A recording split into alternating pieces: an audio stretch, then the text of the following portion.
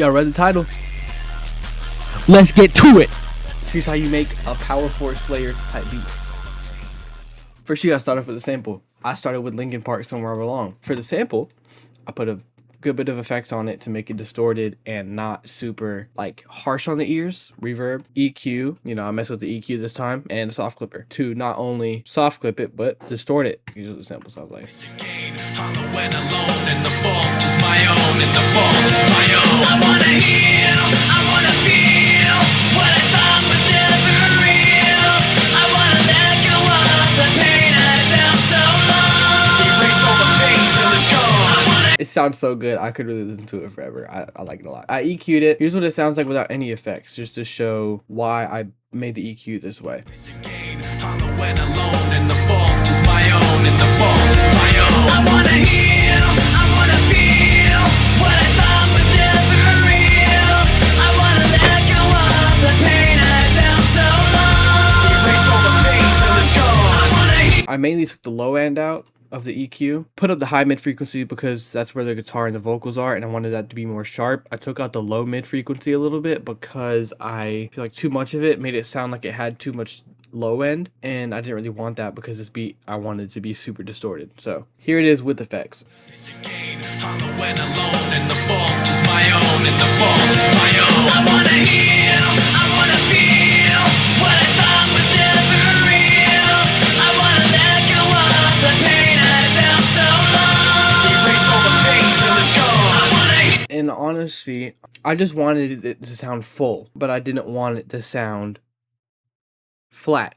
So I left some of the bass frequency in. I didn't take it all the way out. So the 808 still had all that sub room to kick in. Without the bass frequency, it sounds very flat, like I'll show you.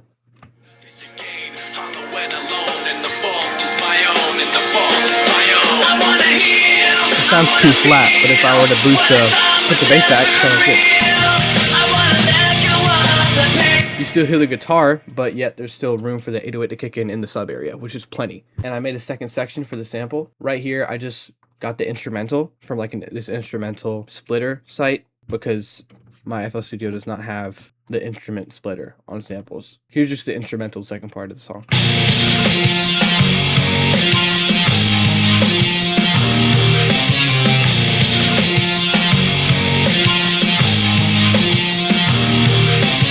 After that part plays and that part of the song is done, I put a transition to go back into the first part. So this is what it sounds like from the second part with the transition into the first part. Transition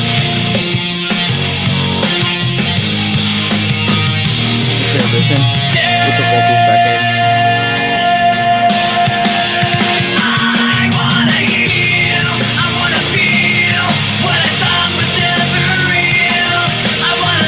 I think that just gave the beat more variety instead of having the same 808 play all the time. It gave some more variety for the vocals, so the artist can do whatever they want. Here's the drums.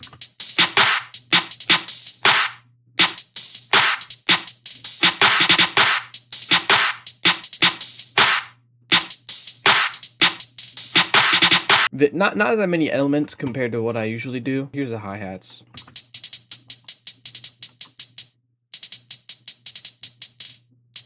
I put a little roll there. I think rolls give a lot, especially with the velocity fading out, rolls give a lot of character to beats. Here's the claps.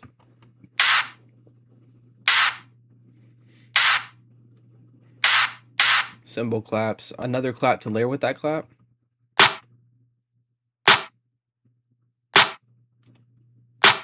More of a snare kind of clap sound, so together with the clap you have this and this.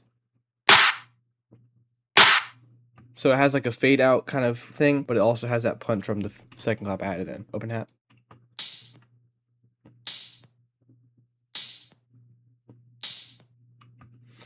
There is a little clicky sound, which actually I'm going to take out right now.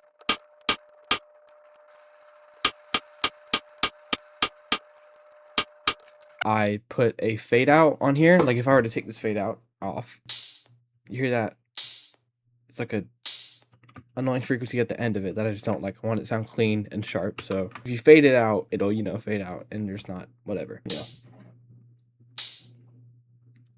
know. And here's the snare.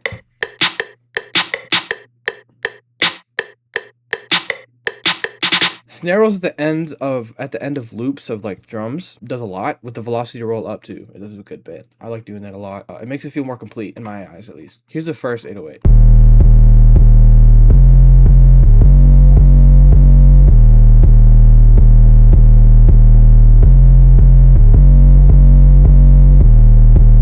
The 808 I kind of layered with the sample. Like that's how I got the layout of the notes. It kind of just goes with the root notes of the guitar of the sample. I guess that's how you say it. I don't know. But here's what it sounds like with the sample so you have more context.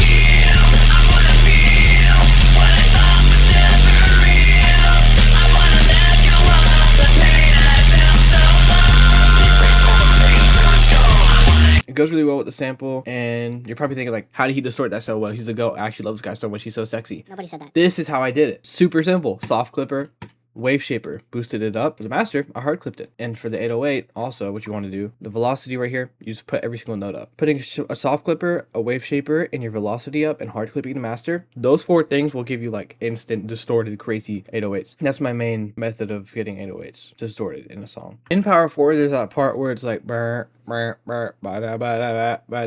know. It's like at a lower octave and it just hits more consistently. That's what I kind of did with this, and it gives it more variety again. Here's the second 808 with the sample.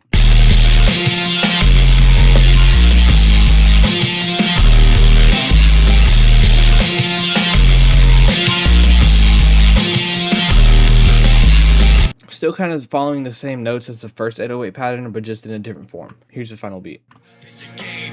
When alone and the fault is my own, and the fault is my own. I wanna heal, I wanna feel what I thought was never real.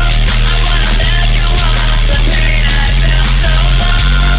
All the pain to my skull. I wanna heal, I wanna feel what I thought was never real. I wanna let go of the pain I felt so long. All the pain to my skull.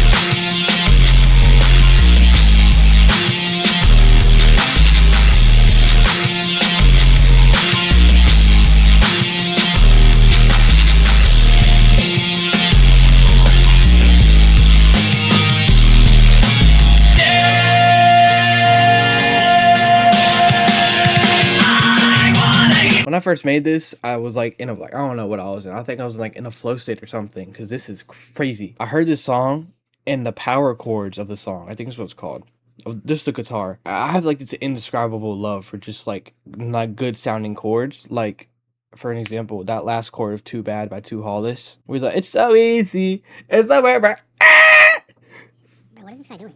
But like, you know, you get the idea. And then at the end, it hits just like one chord of the synth that doesn't play throughout the entire song, and it hits so hard. That's a really good chord. That's just like very specific stuff. I love this song. I think it was great to sample. Thank you so much. Have a great rest of your day.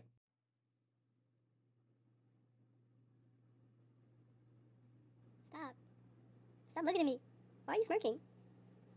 Stop it.